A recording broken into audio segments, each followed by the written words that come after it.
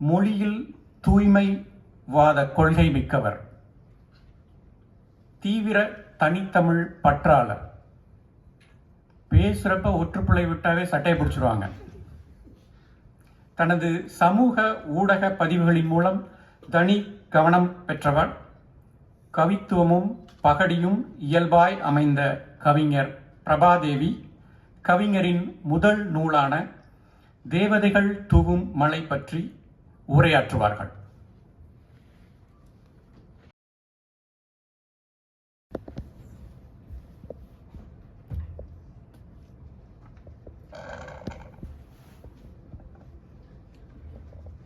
பேச்சாகி மூச்சாகி பெருவாழ்வு தந்த தாய் தமிழே, உன் தாழ் பணிந்து வணங்குகிறேன்.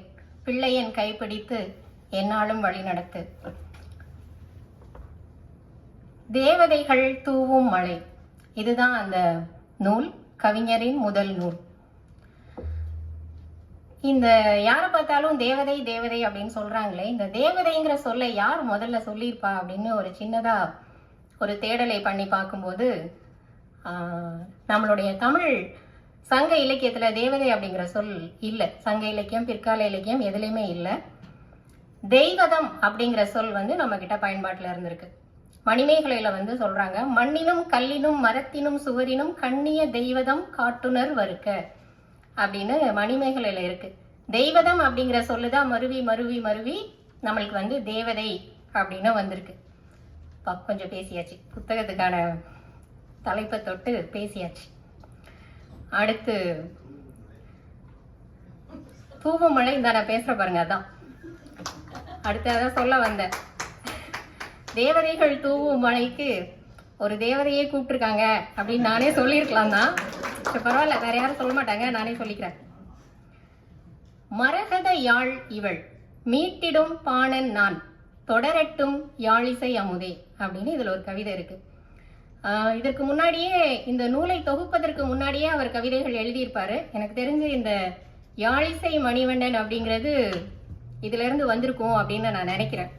அந்த மரகத யாழ் யாரு அப்படின்னு நீங்க கேட்கக்கூடாது, யாரோ இருந்துட்டு போட்டோம். யாழிசையோடு இன்றைக்கு ஒட்டி கொண்டு இருக்கிறார்கள். அடுத்து ஒரு கவிதை. பசுவின் படி கறந்த வெண்பால், சோலை அடி வளர்ந்த செங்கரும்பு, முடவனுக்கு கிடைக்காத கொம்புத்தேன், கடைந்தெடுத்த அமிர்தமாய் பலாச்சுளை, எதுவுமே சுவையல்ல என்கிறாள், முத்தம் ஒன்று கொடுக்காமல் போக நான் என்ன முட்டாளா அப்படின்னு ஒரு கவிதை இருக்கு. இதை படிச்சதும் எனக்கு என்ன நினைவு வந்துச்சுன்னா, பாலும் கசந்ததடி சகியே படுக்கை நொந்ததடி, கோல கிளிமொழியும் செவியில் குத்தல் எடுத்ததடி அப்படின்னு பாரதி பாடுறான். கண்ணன் என் காதலன் அப்படிங்கிற கவிதையில காதலினால் நோயுற்ற அந்த நிலையிலிருந்து பாரதி பாடிய அந்த கவிதையை இந்த கவிதை எனக்கு நினைவூட்டியது. அடுத்து ஒரு கவிதை. முள்ளொன்றை எடுத்து முகமெல்லாம் கிழித்து என்னை வதைத்து எதிரியை பதைக்கச் செய்யும் குரூரமானது என் கோபம். கேட்கவே கொடூரமா இருக்குல்ல. காய்த்து போன கணுக்காலில் கூட காதல் அணுக்களின் இருப்பை உணர்கிறேன் உன் ஆலிங்கனத்தில் மட்டும். இதை பார்த்ததும் கண்ணன் என் காதலன் பாரதி சொன்ன மாதிரி கண்ணனை காதலித்த இன்னொருவரின் வரி எனக்கு நினைவு வந்துச்சு. கண்ணன் முகத்தோற்றம் கண்டேன், கண்டவுடன் மாற்றம் கொண்டேன், கண்மயங்கி ஏங்கி நின்றேன், கன்னி சிலையாக நின்றேன். நமக்குள்ள என்னதான் எதிர்மறையான எண்ணங்கள் எத்தனை இருந்தாலும் அத்தனையும் கண்ணனை பார்த்த உடனே எனக்கு மறந்துருது, அந்த ஒரு சொல், அந்த ஒரு முகம் எனக்கு மறந்துருது அப்படின்னு கண்ணதாசன் எழுதிய வரிகள் இந்த கவிதைக்கு ரொம்ப பொருத்தமா இருந்துச்சு. அத்தனையும் அந்த காதல் அவரை மறக்கடிக்க செஞ்சிருக்கு அப்படின்னு எழுதியிருக்காரு. அடுத்து ஒரு கவிதை ரொம்ப வேகமா பொறுமா இருக்கு, ஆனா நேரம் இல்லை எனக்கு. நுரையீரல் விரிய கொஞ்சம் காற்று, உலகம் புரிய நிறைய கவிதை, உரையாடல் உணவாய் அளவான நட்பு, இதுவே என் உடல் நலத்திற்கான மருத்துவ சான்று அப்படின்னு கவிஞர் சொல்றார். இதை நான் வாய் விட்டு படிச்சு பார்த்துட்டு இருக்கும்போது பின்னாடி இருந்து ஒரு குரல், கவிதையை கவனித்தீரா அமைச்சரே அப்படின்னு ஒரு குரல் கேட்டுச்சு. சரியாக கவனிக்கவில்லை மன்னா அப்படின்னு நான் சொன்னேன். நீரெல்லாம் ஒரு அமைச்சர், நுரையீரலை சொல்கிறான், இறைப்பையை விட்டு விட்டான் ஐயா மங்குனி அமைச்சரே அப்படின்னு எனக்கு சொன்னாங்க. ஆஹா, சோறு முக்கியம் என்பதை மறந்துவிட்டாரே கவிஞர். இந்த கவிதை வந்து எனக்கு அந்த காட்சியை நினைவுபடுத்துச்சு. அடுத்து ஒரு கவிதை. வீரம் காட்டாத ஆண்களாலும் வெட்கம் கொள்ளாத பெண்களாலும் அதிகம் ஈர்க்கப்படுவதில்லை எதிர்பாலினம். இது வந்து ஒரு காதலுக்கு ஒரு அரிச்சுவடி மாதிரி அவர் எழுதியிருக்காரு, ஒரு விதிமுறை. இதை படிக்கும் போதும் அதே குரல் திரும்ப வந்துருச்சு. அமைச்சரே, என்ன சொல்கிறார் இந்த கவிஞன்? அப்ப இந்த கவிதை எனக்கு புரிஞ்சிருச்சு. நான் உடனே மன்னர்கிட்ட சொன்னேன், ஆண்மையின் வீரம் பற்றி பேசுகிறான் மன்னா அப்படின்னு சொன்னேன். உடனே மன்னர் சொல்லியிருக்காரு, இருக்கட்டும் இருக்கட்டும், எதற்கும் அந்த பீட் சாங் மாதர் சங்கத்திற்கு ஒரு ஓலை அனுப்பி விடுவோம், அவர்களே பார்த்து கொள்ளட்டும் அப்படின்னு சொல்லியிருக்காங்க. கவிதையை ஒப்பிட்டு பேசுறதுக்கு நான் ஒரு 5 கவிதை தான் எடுத்திருந்தேன். அடுத்து வந்து மேலோட்டமா சில கருத்துக்கள் சொல்லிடலாம்னு நினைக்கிறேன். காளமேக கவிஞர், காளமேக புலவர் பத்தி நீங்க தெரிஞ்சிருப்பீங்க. சிலேடை கவிதைகள் எழுதுவதில் சிறந்தவர். அவரை போலவே வந்து கவிஞரும் பெண்ணும் தமிழும், பெண்ணும் மலரும், பெண்ணும் மின்சாரமும், பெண்ணும் புத்தகமும் அப்படின்னு சில கவிதைகள் எழுதியிருக்காரு.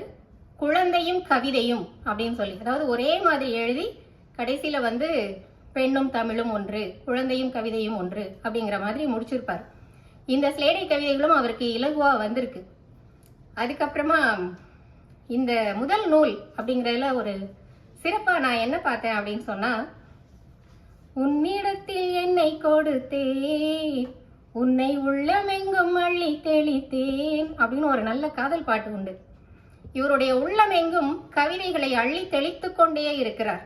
குறிப்பாக இந்த முதல் நூலில் கவிதைகள் எங்கும் உவமைகளை எதுகை மோனை இயைபு தொடை கலந்து அழகாக தெளித்திருக்கிறார். படிப்பதற்கு அவ்வளவு இனிமையாக இருக்கிறது.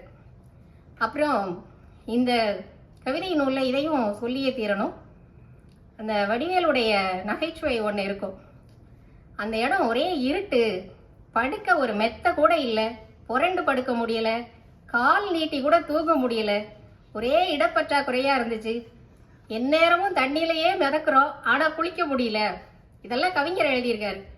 இது வந்து அந்த வடிவேலுடைய கருவறை நகைச்சுவை. என்ன நீ 10 மாசம் என்ன சுமந்த, அதெல்லாம் அங்க அது ஒரு விளக்கு இல்ல, ஒரு விண்விசிறி இல்ல, காலை முடக்கிக்கிட்டு தான் படுத்திருந்த, இதெல்லாம் ஒரு சாதனையா அப்படின்னு அவங்க அம்மாட்ட கேட்பார் இல்லையா. எனக்கு அது நினைவுக்கு வந்தது.